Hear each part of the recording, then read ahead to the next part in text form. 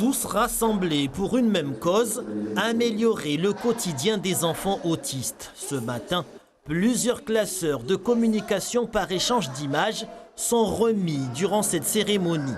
Un outil pédagogique à destination des familles d'enfants autistes. Dans les classeurs, on a mis différents pictogrammes.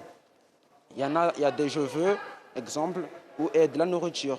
Si l'enfant dit à l'adulte qu'il veut ça, il lui enlève le pictogramme qu'on a aggravé sur le classeur, puis il va le donner à l'adulte, puis l'adulte va savoir que l'enfant veut ça.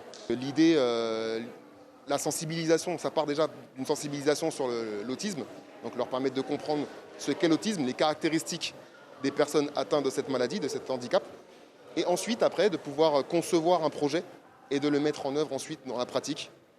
Et à la fin de tout ça, le but également, c'est de valoriser leur travail comme on a tenté de le faire aujourd'hui. C'est de montrer à quel point ils ont pu donc bien réaliser cette action et en quoi cette action leur est profitable sur le terrain. Un projet réalisé sur 2 années permettant aux élèves d'appliquer des méthodes pédagogiques efficaces. Selon l'INSEE, 1500 autistes sont recensés sur le territoire, un territoire qui souffre cruellement de structures médico-sociales pour tous les prendre en charge. On a plus de 1300 enfants qui sont encore dans les maisons. Certains ont 25 ans, certains ont 4 ans.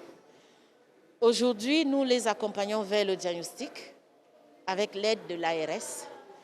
Nous les accompagnons dans les orientations, comme dans les structures qui ont des places.